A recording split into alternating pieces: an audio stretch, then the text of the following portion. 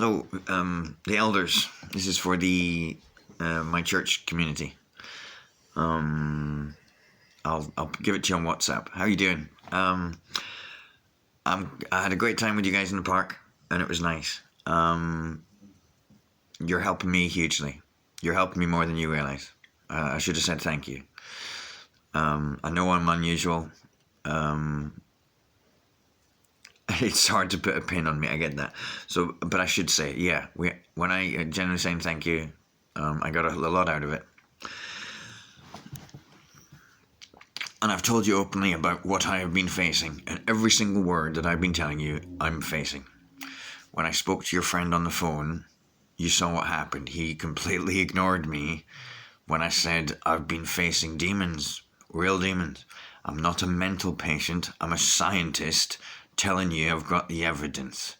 And I tell the psychiatrist this stuff, and they can't prove me wrong because it's happening scientifically. I can prove it. I'm not doing blind faith. I'm doing science, and I'm seeing it. So when I say to you guys, I know, I'm with you guys. I've come to accept that reality is definitely your version, not the science version, so to speak. It's so over here. Having said that, there is omnipotent, powerful forces. That I know. I know. And it has all the hallmark of devil, yes, hallmarks of demons, but they don't fit because they're coming out of good people too. It's not like good people are protected and bad people. I said to you, good people are resistant, less affected. They don't turn nasty on me. But they do still avoid. So when I spoke to that guy, and he was like, I asked Jesus to tell me how to make me more perfect. In my mind, is going, okay, if you're perfect the way Jesus thinks of you, you should have compassion and listen to other people and feel concern and let them. And if they're in trouble, you should stop and go, well, what's the matter? That sounds terrible. You're thinking for the other person. I said to him, well, I've been actually dropped into a supernatural hell fighting demons. It's crazy. And he just completely ignored what I said. He hadn't heard. His mind was completely focused on a sales thing. Now, I see you guys, in order for you to spread your word, your entire thing is sales. It is sales.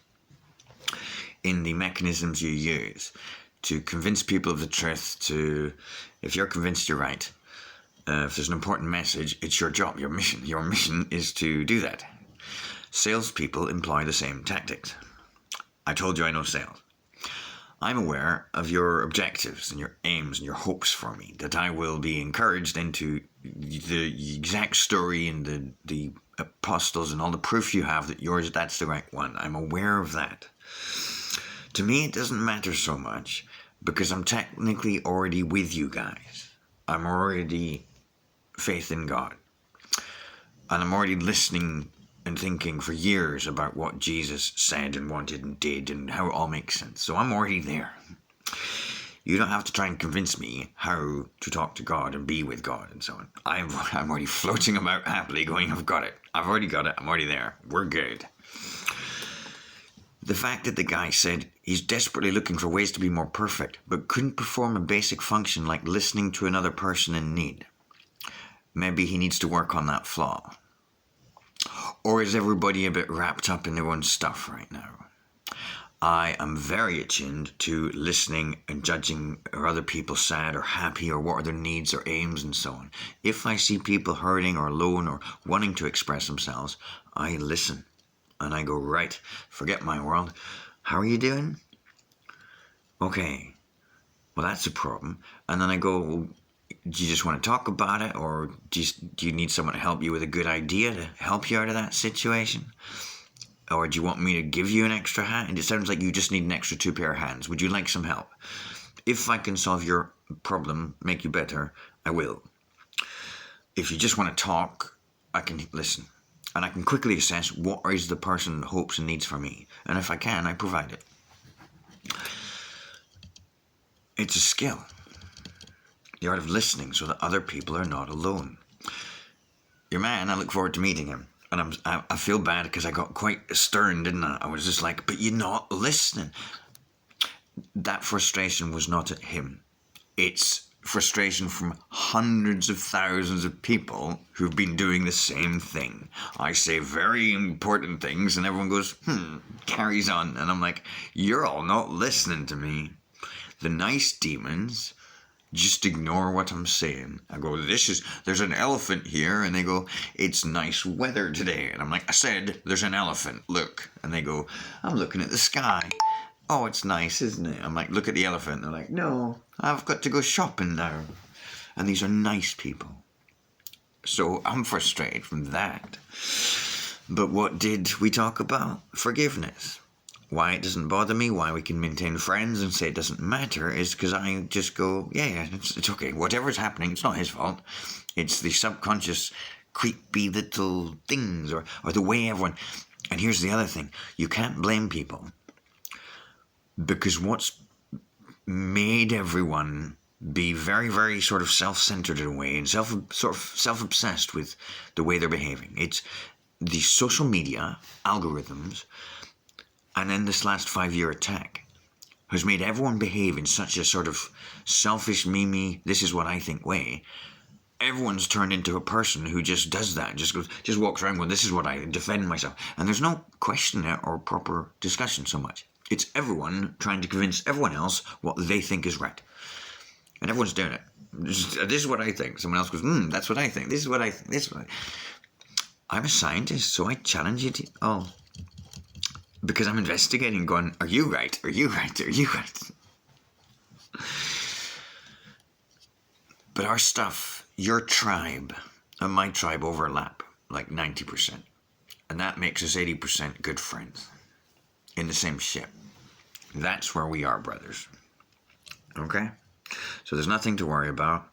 I will be edging in to go, I need to show you guys a little bit more.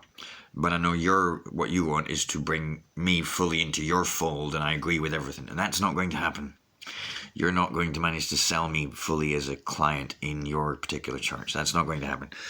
Sadly, that's what's going to disappoint you. Because your entire mission is to do that. I know that. That's why they call you missionaries. I've been here thousands of times before. Thousands of other people saying that they're right too. And so I can say with faith to you, it's like, you're not listening. God's telling you to tell the truth. It's like, I'm already listening to God.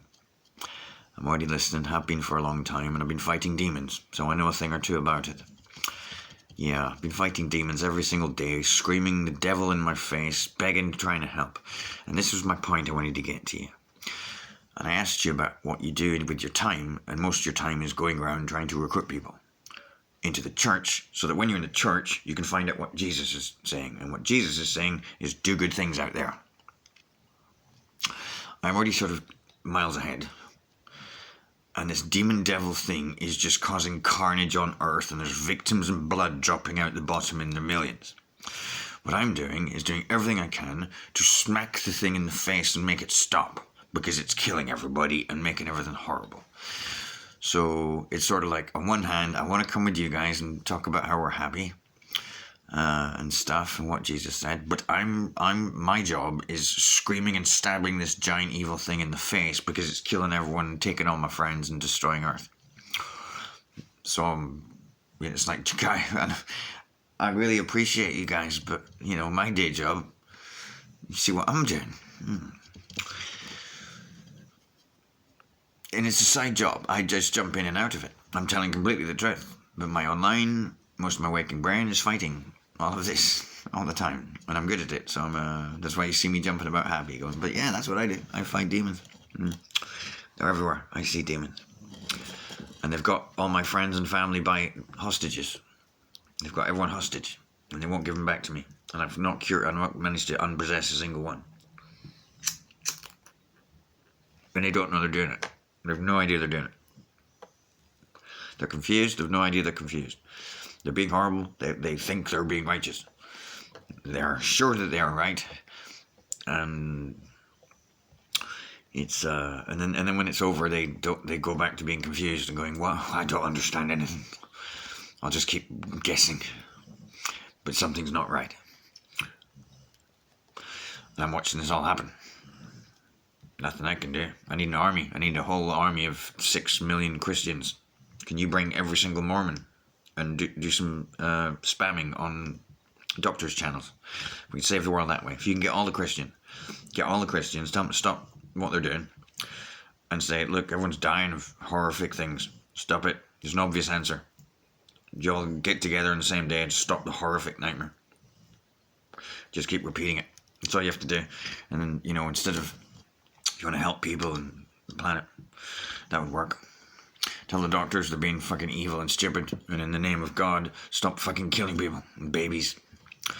And then lying about it with smiles on your faces. Pretending you know what you're doing when you're clearly not, and you're leaving a train of wreckage behind you. No one trusts you anymore. Blood clots everywhere.